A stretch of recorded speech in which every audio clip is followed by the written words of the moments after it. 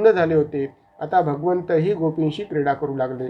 रमे रमेशो व्रजसुंदरी भीर्यथा अर्भकः स्वप्रतिबिंब विभ्रमः.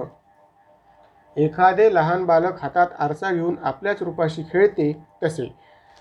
आमच्या लहानपणी आम्ही हटकूनच अंगणात एक आरसा ठेवीत होतो. एखादी चिमणी यायची, त्या आरशासमोर बसायची, इकडे तिकडे पाहायची आणि चोंचीने चोंचीला स्पर्श करायची. कुणी पाहत तर नाही ना याची खात्री करण्यासाठी पुन्हा इकडे तिकडे मान वळवायची, पुन्हा चुंबन घ्यायची.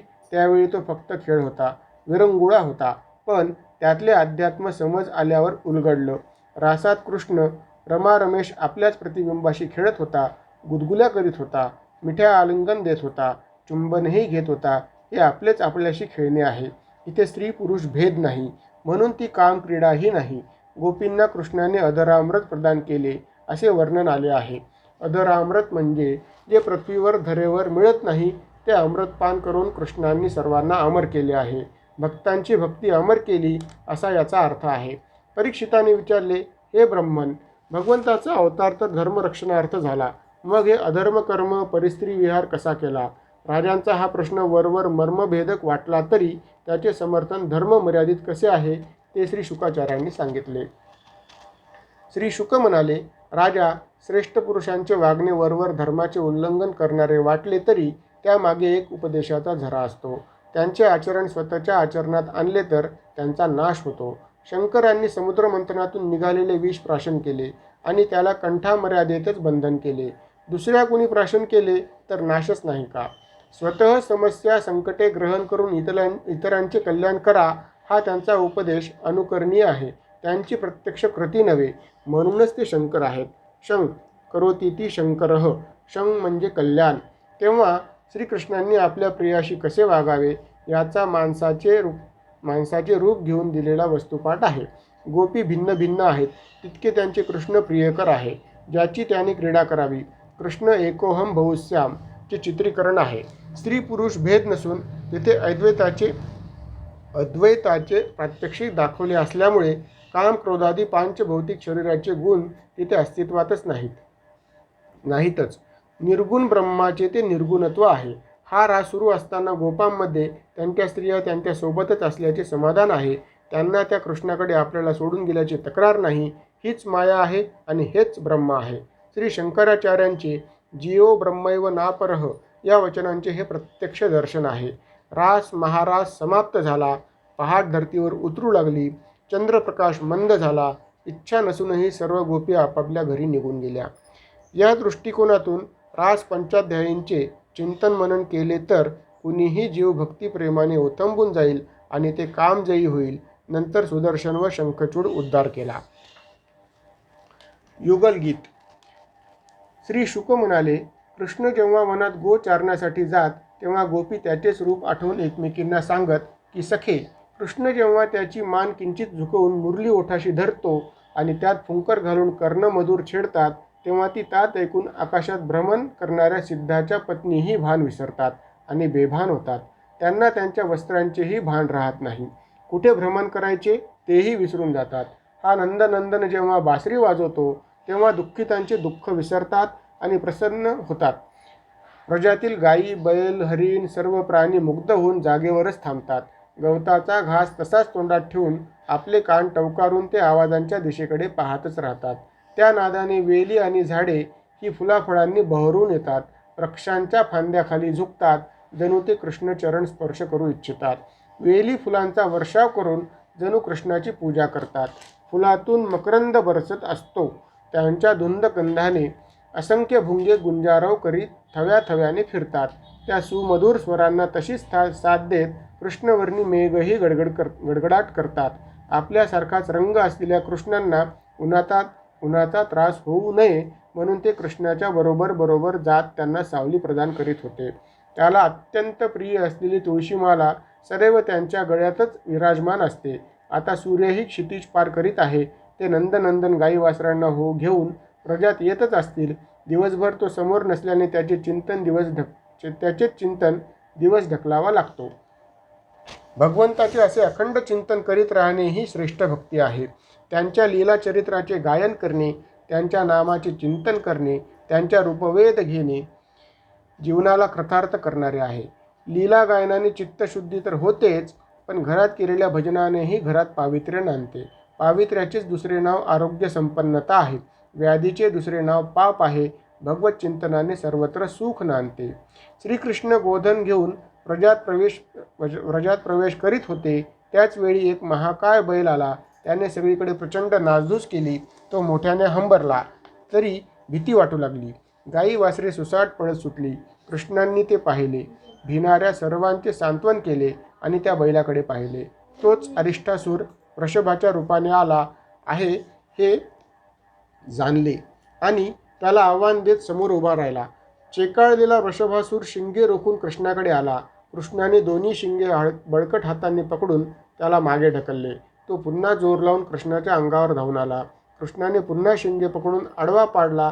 त्याची शिंगे उपटून तीच त्याच्या अंगात घुसवून त्याला ठार मारले. हे दृश्य पाहून गोपगण निश्चिंत झाले. ही बातमी वारासारखी पसरली. तिन्ही त्रिभुवनात संचार करणाऱ्या नारदांनी कंसाला कळ लावली. कंसा, तुझ्या हातातून निसटलेली ती यशोदेची कन्या होती. देवकीपुत्र नंदाघरी नंदनवन फुलवीत आहे. अरिष्टासुराचा बिमोड त्यानेच केला आहे. हे ऐकताच कंस क्रोधाविष्ट झाले. त्याने केशी नावाच्या दैत्याला बोलावले. त्याला व्रजात जाऊन बलराम कृष्णाला मारून टाक असे सांगितले.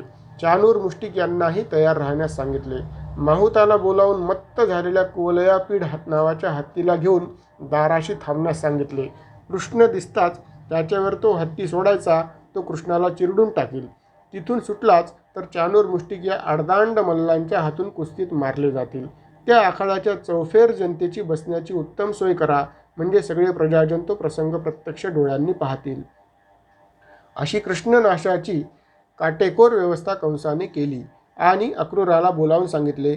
अक्रूरा, तू व्रजात जा. कृष्ण बलरामाला आणि सर्वच गोपजनांना मथुरेत धनुष यज्ञाच्या निमित्ताने आमंत्रण देण्यास जा पाठवले. कंसाने कृष्णाला मारण्यासाठी केलेला बंदोबस्त पाहून अक्रूर म्हणाला, महाराज, आपण म्हणता ते योग्यच आहे. स्वतःवरील मृत्यूभय निवारण्यासाठी आपण प्रयत्न करता आहात हे ठीकच आहे. पण आपल्या प्रयत्नांना मिळणारे यशापयश मात्र सर्वस्वी दैवावर अवलंबून असते. माणूस मनोराज्य करतो, अनेक योजना आखतो, त्या अंमलात आणण्यासाठी तन मनाने कष्टही करतो, पण दैवयोगाच्या अभावी ते व्यर्थ ठरतात. तेव्हा देवाच्या अनुकूलतेचा विचार अवश्य आहे. कंसाच्या मृत्यूचे कारण देवकीचा 8वा पुत्र आहे. हे कळल्यापासून कंसाने उपाययोजना केल्या आहेत. देवकीला संपवल्यावर 8वा पुत्र येईलच कसा, म्हणून तिला त्याने मारण्याचा प्रयत्न केला. तिची सगळी मुले देण्याचे अभिवाचन दिल्याने पहिला प्रयत्न फसला.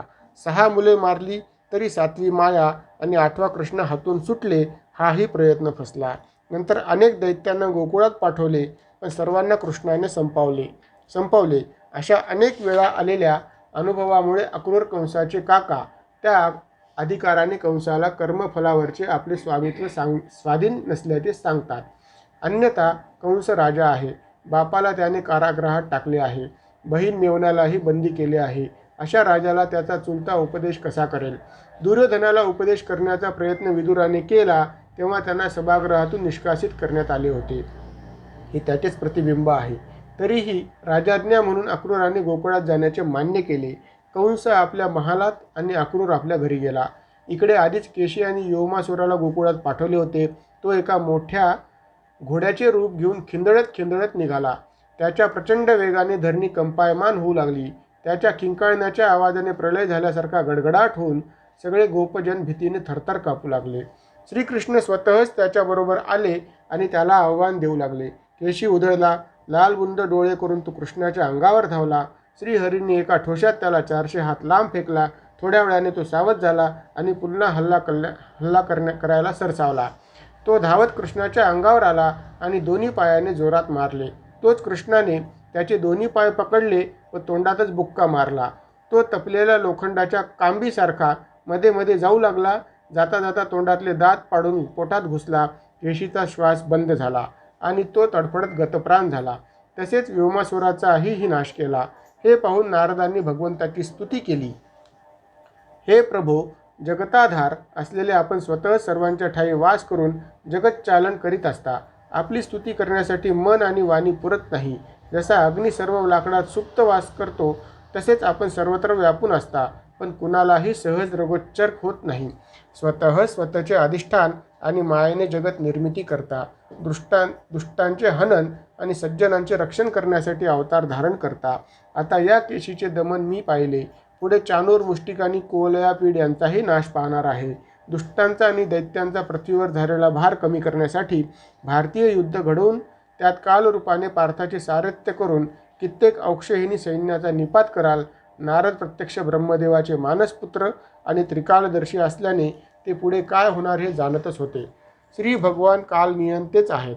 त्यामुळे त्यांनी सगळ्याच घटनांची, कालाची आणि होणाऱ्या परिणामांची आधीच व्यवस्था केली आहे. जगन्नियंता आणि कालनियंता म्हणण्याचे हेच तर कारण आहे. भगवत दर्शनाने अत्यंत आनंदित झालेल्या नारदांनी कृष्णाची अशी स्तुती केली आणि ते भगवंताची आज्ञा घेऊन निघून गेले आणि कृष्णही सर्व गोपगणांसह गोकुळात परतले. अक्रूर रजगमन. रामभक्त बिभीषण जसा रावणाच्या खंडात होता, त्याचा भाऊच होता, तसा अक्रूरही कृष्णभक्त असून कंसाच्या दाव्याला बांधला होता. उग्रसेन देवक आणि अक्रूर भाऊ भाऊ होते. उग्रसेनाचा मुलगा कंस त्याने बापालाच राज्यभ्रष्ट करून सिंहासन बळकावले. देवकाची मुलगी देवकी हिच्याच पोटी येणारा 8वा आपला काळ आहे हे जाणून कंसाने तिलाही बंदीखान्यात टाकले होते. केवळ अक्रूर काका मात्र मुक्त होते. कदाचित ते महाबुद्धिमान असल्यामुळे कंसाच्या तावडीत तर सापडले नाहीतच, पण कंसाचा विश्वासही त्याने राखला होता. म्हणूनच कंसाने अक्रूराला व्रजात जाऊन कृष्ण बलरामाला निमंत्रण देण्याचे काम सोपवले होते. अक्रूराने यशापयशावर कुणाचाच अधिकार नसल्याचे सहहेतुकपणे परंतु निपक्षपाती शब्दात सांगितले होते. या निमित्ताने का होईना पण आपल्याला भगवंताचे प्रत्यक्ष दर्शन होणार, त्यांच्याशी बोलता येणार या विचाराने तो आनंदित झाला व आपल्या पूर्वपुण्याला धन्यवाद देऊ लागला. तो विचार करू लागला की गतजन्मी कोणती तरी तपश्चर्या केली असेल किंवा कुणा सत्पात्र व्यक्तीला दान केले असेल, त्यामुळे आज मला हा योग प्राप्त झाला असेल. नाहीतर या जन्मात तर मी दुष्ट व कुबुद्धीविषयी जणांच्या गरड्यात पडलो आहे. त्यामुळे उजागरपणे भगवन्नामही घेणे कठीण आहे. शास्त्रात भक्ताचे 4 प्रकार सांगितले आहेत. त्यात आर्त पहिलाच आहे. भगवत दर्शनासाठी आर्त असला तरी मनोमन व्याकुळ असला तर त्याला कृष्णाची भेट होतेच.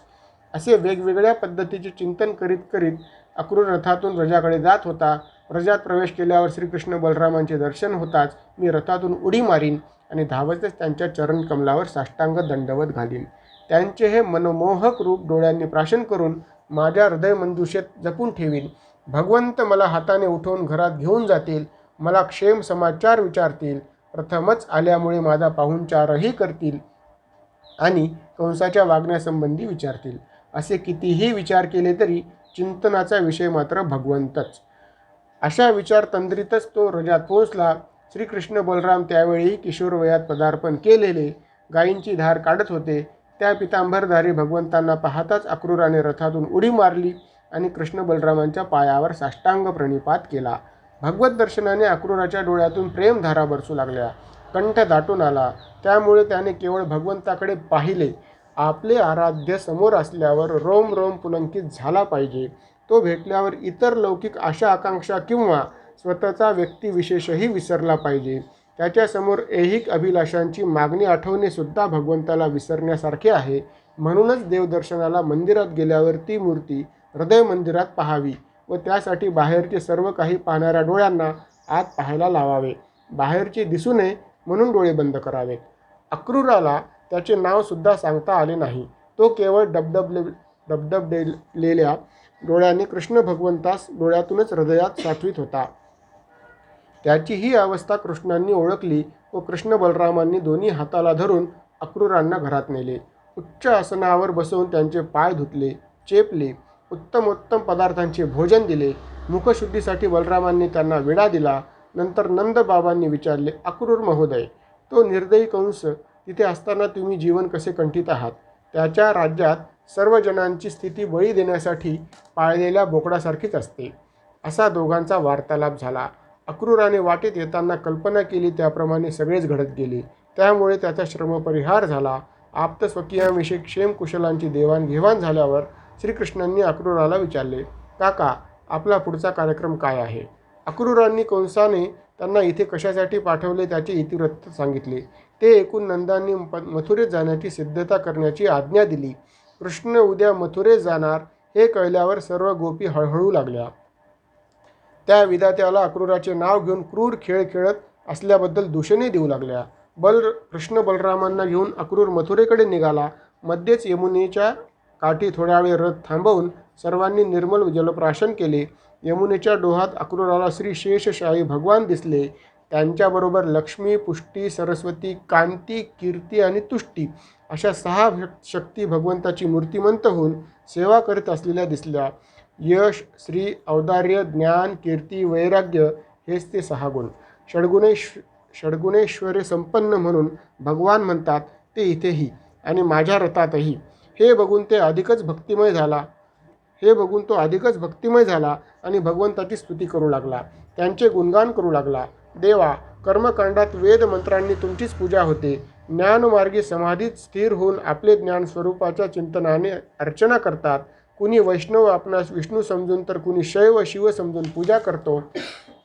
पण ज्याप्रमाणे पर्वतावर पडलेले पाणी कुठूनही वाहत गेले तरी समुद्रालाच मिळते, त्याप्रमाणे कुणी कोणत्याही रूपात तुमचे पूजन केले तरी ते तुमचेच पूजन होत असते. पुष्पदंत गंधर्वांनी शिवस्तुती करताना म्हटले आहे, रुचिनाम वैचित्र्यात द्विजकुटिल नाना पथजुषा ननामेको गम्यस्त्वमसि पयसा मरणवैव. मनुष्याने आपापल्या आवडीने कोणत्याही देवाची पूजा केली तरी ते वाहते पाणी समुद्राला मिळते, त्याप्रमाणे तुम्हालाच पावते. खरे तर हा जीव लोकमायेने बद्ध होऊन मी माझेच्या मोहजालात अडकून वातचक्रात त्याची रुची वेगवेगळी असते म्हणून प्रत्येकजण आपापल्या आवडीच्या देवाची पूजा करतो. परंतु पाणी जसं कुठूनही वाहत आलं तरी समुद्रालाच मिळते, तसं तुम्ही कोणत्याही प्रकारानं, कोणत्याही पंथानं, कोणत्याही देवाची पूजा केली तरी ती शेवटी केशवालाच मिळते, कृष्णालाच मिळतात. खरे तर हा जीव लोकमायेने बद्ध होऊन मी माझेच्या मोहजालात अडकून वातचक्रात अडकून फिरणाऱ्या वाळलेल्या पर्णाप्रमाणे फिरत आहे. तुमचे रूप जो ओळखतो तो नक्कीच या मायेच्या दुस्तरत्व मोडून तुमच्या चरणी लीन होऊ शकतो. अक्रूराने भगवंताची अशी स्तुती केली आणि मी शरणागत आहे, माझे रक्षण करा अशी विनंती केली. भगवंतांनी अक्रूराला पाण्यात आणि रथात दाखविलेले लीलाचरित्र आवरले आणि अक्रूर ते पाहून रथाकडे आला. रथावर आरूढ झाला आणि रथ मथुरेकडे निघाला. मथुरेत प्रवेश करताच कृष्ण बलराम अक्रूराला म्हणाले, काका तुम्ही आता घरी जा, आम्ही नगरावलोकन करीत करीत येतो. अक्रूर कंसाला त्यांच्या कृष्ण बलरामासह मथुरेत आगमनाची वार्ता सांगून घरी गेले.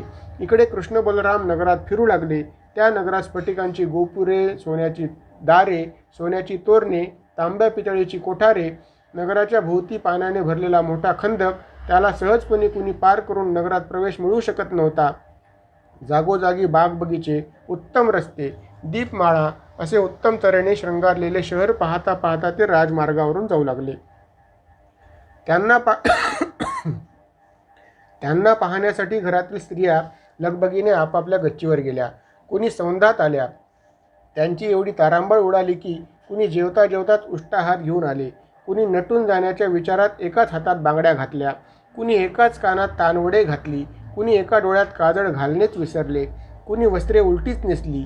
कृष्ण रस्त्याने जाताना प्रत्येकाला दर्शन देत एखाद्या गजराजाप्रमाणे दमदार पावले टाकीत सर्वांनाच प्रसन्न करीत चालत होते. रस्त्यातून एक धोबी राजवाड्याकडे जात असलेला त्यांनी पाहिला. कृष्ण त्याला म्हणाले, अरे बघू ते कपडे.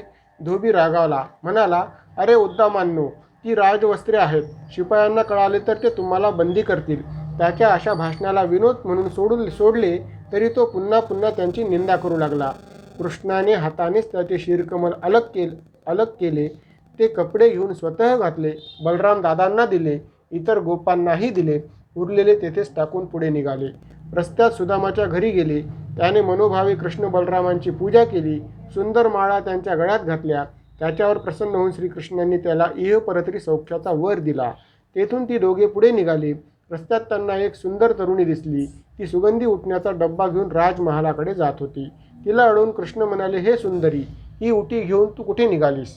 ही उटी जर तू मला दिलीस तर लवकर तुझे कल्याण होईल.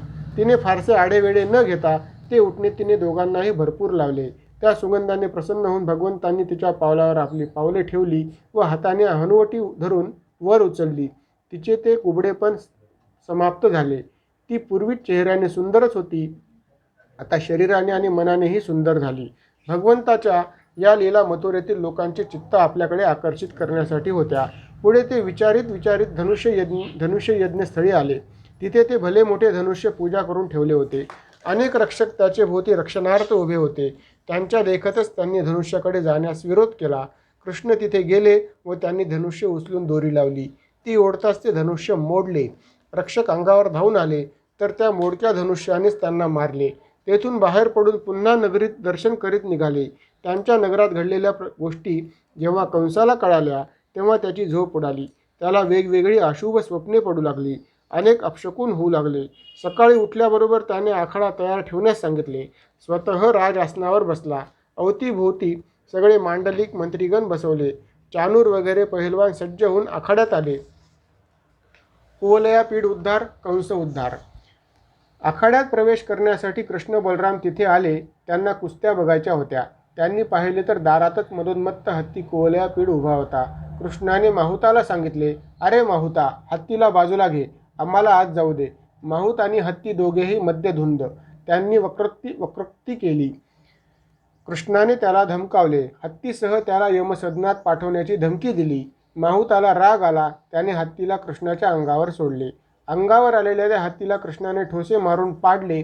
त्याचे दात उपटले आणि सोंड पकडून खाली आपटले आणि त्या दाताच्याच प्रहाराने हत्तीला व माहुताला ठार केले. तो दात खांद्यावर घेऊन त्यांनी आखाड्यात प्रवेश केला. त्यावेळी त्याचे रूप अलौकिक दिसत होते. मल्लांना कठोर, नगरजनांना आदरणीय, मातापित्यांना बालक, स्त्रियांना प्रत्यक्ष मदन, कुणाला रुद्र, कुणाला अद्भुत, कुणाला वीर, असे प्रत्येकाला त्यांच्या त्यांच्या मनातील भावनांप्रमाणे कृष्ण भासत होता. कंसाला मात्र कुवलया पीडाला ठार केल्यामुळे तो आपला मृत्यूच आहे असे वाटू लागले. त्यांनी तिथे प्रवेश करताच चाणूर जोरात म्हणाला, हे रामा, हे कृष्णा, तुम्ही दोघेही मल्ल युद्धात अत्यंत निपुण आहात असे ऐकल्याने तुम्हाला कंस महाराजांनी तुमचे कौशल्य दाखवण्यासाठी बोलावले आहे. आपण आखाड्यात आपले कौशल्य दाखवू. एकमेकांच्या आव्हान प्रतिआव्हानाने ते मल्ल एकमेकांना भिडले. कृष्ण चाणूर आणि मुष्टिक बलराम असे ते द्वंद्व सुरू झाले. 2 किशोरवयीन बालके आणि 2 प्रचंड महाकाय दैत्य. हा अन्यायाचा लढा आहे. सर्व प्रेक्षक आपापले विरोधी मत नोंदवू लागले. सभेमधील काही सुज्ञ मंडळी म्हणाली, जिथे अन्याय होत असतो त्या सभेत सुज्ञांनी एकतर विरोध करावा किंवा सभात्याग करावा, तिथे जाऊ नये. न सभां प्रवेशित प्राज्ञः सभ्य दोषानुस्मरण अब्रवन्न विब्रुवन्न अब्रुवन्यो नरः किल्बिष मश्रुते. दोष दिसल्यावर न दाखवणे, गप्प बसणे किंवा मला माहीत नाही असे म्हणणे दोषाचे भागीदार बनण्यासारखे आहे. दोघांचे तृणमूल असे डाव प्रतिडाव झाले, पण श्रीकृष्णाच्या ठोशाने व बलरामांच्या चापटीने दोन्ही मल्लांचा अंत झाला. हे महाभयंकर दृश्य पाहिल्यावर कंसाने ओरडून आज्ञा द्यायला सुरुवात केली. अरे, या दुष्ट पोरांना हाकलून द्या. त्या वसुदेवाला मारून टाका. माझा बाप उग्रसेनही त्या पक्षाला फितूर झाला आहे, त्याला सुद्धा मारून टाका. त्याची ही बडबड ऐकून कृष्ण चिडले. त्यांनी उडी मारून कंसाला खाली खेचले. कंसाने प्रतिकार केला, पण कृष्णांनी त्याचे केस पकडून आखाड्यात फेकले. मागोमाग त्याच्यावर उडी मारली आणि कंसाला मारून टाकले. नंतर कंसाचे 8 भाऊ, अनेक अनुयायी यांचा नाश करून कृष्ण कारागृहात गेले. वसुदेव देवकीला बंधमुक्त करून त्यांच्या पायावर डोके ठेवले.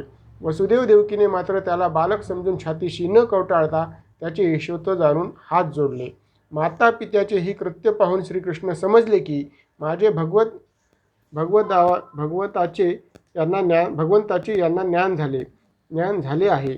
आता यांना पुत्रप्रेमाचा अनुभव येणार नाही, कारण जन्मापासून ते व्रजात होते. आता त्यांना प्रेमभाव पुत्रभाव जाणून देण्यासाठी त्यांना माया पसरवली, त्यांचा स्नेहभाव जागवला. नंतर ते म्हणाले, आई बाबा, आम्ही तुमचे पुत्र असूनही तन मनाने कधी तुमची सेवा केली नाही. एखाद्याला 100 वर्ष आयुष्य आहे आणि त्याने संपूर्ण काळ मातापित्यांची सेवा केली तरी तो ऋणमुक्त होत नाही, कारण पुरुषार्थ साधण्यासाठी आवश्यक असलेले हे शरीर त्यांच्याच कृपेने लाभलेले असते. त्यांचे असे भाषण ऐकून वसुदेव देवकीने त्यांना आपल्या मांडीवर घेतले. नंतर ते नंदबाबांकडे गेले. त्यांचीही त्यांनी अभ्यर्चना केली. वसुदेवांनी नंतर पुरोहितांना पाचारण करून त्या दोघांचेही मौंजीबंधन केले. आता त्यांनी ब्रह्मचर्य व्रत धारण केले आणि विद्यार्जनासाठी अवंतीपुरात सांदीपनी ऋषींच्या गुरुकुलात प्रवेश केला. सर्वज्ञ, स्वतःसिद्ध आणि सगळ्यात ज्ञान अज्ञान वगैरेची निर्माते असूनही मानव देह धर्माप्रमाणे त्यांनी विद्यार्जन सुरू केले. देव अवतारात असूनही देहधारी धर्माचा अवलंब करून मनुष्याने आपला आपला धर्म पाळलाच पाहिजे याची जणू शिकवणच दिली. गुरुकुलात त्यांनी केवळ 64 दिवसात 64 कला व 14 विद्यांचे ग्रहण केले. गुरूंना गुरुदक्षिणेविषयी विनंती केली. गुरूंनी आज्ञा केल्याप्रमाणे प्रभास क्षेत्रात बुडालेले गुरुपुत्र परत आणून दिले. उद्धव रजामध्ये आले. ते कृष्णाचे परमभक्त असल्याने नंदांनी कृष्णाप्रमाणेच त्यांचे स्वागत केले. कुशल मंगल वार्तालाप केला. मथुरेतून उद्धव आल्यामुळे गोपी त्याच्या भोवती गोळा झाल्या आणि कृष्णचरित्राचे वर्णन करू लागल्या. गुगू करणाऱ्या भ्रमरालाही त्या कृष्णगीत गाण्याचे सांगू लागल्या. तेच भ्रमरगीत आहे. भगवंताची अक्रूराने स्तुती केली. कृष्णाने मधुर भाषण करीत अक्रूराला म्हटले, आपण आमचे हितेशी ज्येष्ठ आहात, त्यामुळे रक्षण पालन पोषण करणारेही आहात. म्हणून आपण पांडवांचे हित करण्यासाठी हस्तिनापुरात जावे. धृतराष्ट्र अंध तर आहेच, पण तो दुर्बल मनाचा आहे. तो त्याच्या दुष्ट पुत्रांच्या मनाप्रमाणे वागतो. भात्रपुत्रांशी तो नीट वागतो काय, कुंती माता कशी आहे हे पाहावे, असे सांगून कृष्ण बलराम परतले. अक्रूर भगवंताच्या सांगण्याप्रमाणे हस्तिनापुराला गेला. तेथे धृतराष्ट्र, भीष्म, कुंती, विदुर इत्यादींना भेटला. अक्रूर म्हणाला, महाराज, आपण पंडूच्या नंतर राज्यावर बसला आहात. धर्मानुसार आपण राज्याचे पालन करावे. सर्वांशी समान वर्तन करावे, म्हणजे आपण सद्गतीला प्राप्त व्हाल. अन्यथा लोकापवाद आणि नरकात पडाल. अक्रूराने हस्तिनापुराचे वर्तमान कृष्णांना परत येऊन सांगितले. दशम स्कंद समाप्त. गोपाळ कृष्ण भगवान की जय. दशम स्कंद उत्तरार्ध. भगवान श्रीकृष्णांचा वसुदेव देवकीच्या ठिकाणी प्रादुर्भावापासून त्यांच्या गोकुळातील बाललीलांपासून दशम स्कंदाचा पूर्वार्ध सुरू होतो आणि कंस उद्धार आणि अक्रूराचे हस्तिनापूरला जाऊन स्थितीची माहिती जाणून घेऊन कृष्णांना ती निवेदन करणे येथपर्यंत संपतो. पुढे दशम स्कंदाचा उत्तरार्ध 50व्या अध्यायापासून 90व्या अध्यायापर्यंत श्रीकृष्ण चरित्राच्या अनुषंगाने आला आहे. भागवत हे भक्तिशास्त्र आहे. भक्ती करण्यासाठी जीवाला, माणसाला आधी भक्ती कुणाची करावी, का करावी, कशी करावी याची माहिती आवश्यक आहे. मनोभूमी सर्व अज्ञान, विकल्प, प्रक्षेप, विक्षेप यांनी मुक्त पाहिजे. तरच तिथे भक्तीचे बीजारोपण होईल आणि नित्योपासनेने ते तरारेल. मगच त्याला कीर्ती सुगंधाची फुले येतील. फळ तर निश्चित मोक्षाचेच लागेल. म्हणूनच परीक्षिताला श्री शुकदेव या टप्प्याने पुढे नेत आहेत. सृष्टोत्पत्तीचे ज्ञान, सूर्यवंशाची कर्तव्यनिष्ठा, चंद्रवंशांचे सर्व समावेशकत्व सांगून भगवंताच्या सर्व व्यापकत्वाचे आणि संचारित्वाचे दर्शन घडवून त्यांची भक्ती दृढ करायची आहे. एकदा श्रीकृष्ण चरण लीन झाल्यावर जीवाचे कल्याणच होणार. मर्मग्राही, गुणग्राही शिष्य आणि सर्वज्ञ गुरु शुकाचार्यासारखा असल्यावर माणसाला मुक्त होण्यासाठी एक क्षणही पुरे आहे. श्री शुकाचार्य म्हणाले, राजा, अरे तुला 7 दिवस आहेत. भगवंताच्या कृपापात्राला एक क्षणच लागतो. भागवतासारखे महापुराण 7 दिवसांचा ज्ञानयज्ञ हे तर आपल्यासारख्या सामान्य जनांसाठी आहे. सांप्रत जीवन जगण्यात निर्माण झालेली व्यवधाने, प्रापंचिक बंधने, परिस्थितीने किंवा कलिप्रवाहाने निर्माण झालेली वैचारिक पातळीची अधस्तरता अशा अनेक घटकामुळे भगवंताच्या भक्तीविषयीची माणसाची धारणा शक्ती क्षीण झाली आहे. कुठेतर ती नष्टच झाली आहे. अशावेळी भागवतासारख्या महापुराणाचे सप्ताह नव्हे तर नित्यप्रती वाचन, मनन, चिंतन व्हायला पाहिजे. असो. जरासंध द्वारका निर्मात. कंसाच्या मृत्यूने व्यथित झालेल्या त्याच्या पत्नी अस्ती आणि प्राप्ती दोघीही त्यांचे वडील मगधराज जरासंध यांच्याकडे गेल्या. त्यांची ही अवस्था पाहून जरासंधाला दुःखही झाले, भयंकर क्रोधही आला. त्याने यादवांना नष्ट करण्याची तयारी सुरू केली. जरासंधाने त्याचे मांडलिक राजे, मित्रराजे, आप्त यांच्या मदतीने एकूण 23 अक्षौहिणी सैन्य जमा केले आणि तो कृष्ण बलरामावर चालून आला. भगवंत आपल्या दिव्य रथावर आरूढ झाले. बलरामही रथारूढ झाले आणि दिव्य अस्त्रशस्त्रांच्या साहाय्याने त्यांनी सर्व शत्रूंचा संहार केला. रणभूमीवर त्यावेळी अक्षरशः रक्तांची नदी वाहू लागली आणि मोडून पडलेल्या रथांचा, दातांचा, पायांचा, मेलेल्या हत्ती घोड्यांचा खच पडला. पराजित झालेला जरासंध मगधात परत गेला. रणांगणातून आणि शत्रू पक्षातून मिळालेले सगळे द्रव्य कृष्णांनी उग्रसेनाला दिले. जरासंधाने असे युद्ध अनेक वेळा केले, प्रत्येक वेळी पराभूत झाला. 18वी वेळी त्याच्या सहकालियवन ही म्लेच्छ सैन्य घेऊन आला. कृष्ण बलरामांना म्हणाले, दोन्हीकडून स्वारी झाली आणि आपण एकीकडेच युद्धात गुंतलो तर यादवांचे रक्षण कोण करेल? तेव्हा आपण ही भूमी सोडून दुसरेच नगर वसवू, तिथे कुणी येऊ शकणार नाही. असा विचार करून त्यांनी द्वारका नगरीचे समुद्रात निर्माण केले. सडका, चौका, बाजारपेठा, इमारती वगैरे वास्तुशास्त्राप्रमाणे निर्माण केले होते. आज आपण वास्तुशास्त्राबद्दल बरेच काही बोलत असतो. त्याला पूरक आणि विरोधी दोन्ही मत प्रवाह आहेत. याआधी कुठे वास्तूचे बघत होते, मग पासूनच वास्तुशास्त्रच नाहीपर्यंत. पण द्वारकेची निर्मिती ही द्वापर युगातील म्हणजे आपल्या कलियुगाच्या प्रारंभाच्याही पूर्वी वास्तुशास्त्र अस्तित्वात होते. असो, अशा नगरीत कृष्णांनी सर्व प्रजेला तेथे सुखरूप ठेवले आणि मग ते प्रमुख दरवाजातून बाहेर पडले. पितांबरधारी श्यामल वर्ण, मकर कुंडली आणि तेजपुंज मुख कमल पाहून कालयवनाने ओळखले की हेच ते वासुदेव. नारदांनी जसे वर्णन केले अगदी तसेच हे आहेत. हा सध्या निशस्त्र आहे, म्हणून आपणही त्याच्याशी निशस्त्रच लढावे. कालयवन मुचकुंद. असा विचार करून कालयवन श्रीकृष्णांना पकडण्यासाठी त्यांच्याकडे धावला. कृष्णांनी ते पाहिले आणि रणांगणाच्या विरुद्ध दिशेने पळू लागले. यामुळेच कृष्णाला रणछोडदास असेही नाव मिळाले. परंतु असे म्हणणाऱ्याला कळालेच नाही की हे युद्ध केवळ रणातच नसते, तर ते तर प्रत्येकाच्या जीवनात अंतर्बाह्य असते. संत त्यालाच उद्देशून म्हणतात, अनुदिनी आम्हा युद्धाचा प्रसंग. रणनीती अनेक मार्गाने युद्ध प्रक्रिया सांगते. पुढे पळणाऱ्या कृष्णाचा पाठलाग करीत कालयवनही धावत होता. कृष्ण पुढे, यवन मागे असे अनेक मैल पळाल्यावर आता कृष्ण हाताच्याच अंतरावर आहे. आता एका ढांगेतच त्याला पकडतो असे यवनाला वाटत असतानाच कृष्ण लांब दिसायचे. पळता पळता कृष्ण एका गुहेत शिरले आणि दिसेनासे झाले. कालयवन गुहेत शिरला. त्याला तिथे एकजण पांघरून घेऊन झोपलेला दिसला. त्याला वाटले, मला हुलकावणी देऊन इथे झोपला काय, असे म्हणून त्याने लाथ मारली. झोपलेला तो माणूस उठला आणि कुणी लाथ मारली म्हणून रागाने इकडे तिकडे पाहू लागला. त्याच्या दृष्टीस कालयवन पडला. त्याचवेळी त्याच्या क्रोधाग्नीने तो कालयवन जळून भस्म झाला. परीक्षिता, तो इक्ष्वाकू वंशातील मांधाता पुत्र मुचकुंद होता. तो अत्यंत पराक्रमी होता. देवदैत्याच्या युद्धात देवेंद्राने त्याला सेनापती म्हणून नियुक्त केले होते. मुचकुंदाने अनेक वर्षे दैत्यांना थोपवून देवांचे रक्षण केले होते. कार्तिकेयाने जेव्हा सेनापतीपद सांभाळले तेव्हा मुचकुंद पृथ्वीवर आले. देवांनी त्यांना त्याचे श्रम घालवण्यासाठी वर माग म्हटले.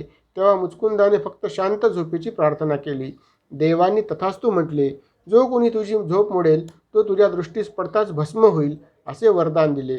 मुचकुंद परत पृथ्वीवर आले तेव्हा खूप काळ लोटला होता आणि त्या काळात त्याचा घर परिवार गडप झाला होता. कालयवन रूपी काळालाच मुचकुंदाने भस्म केले. काळावरही अधिराज्य गाजविणारा असा तो महाप्रतापी होता. कृष्ण मुचकुंदासमोर येऊन उभे राहिले. त्याचे मेघश्याम रूप, पितांबर आणि तेजपुंज रूप पाहून राजा मुचकुंदाने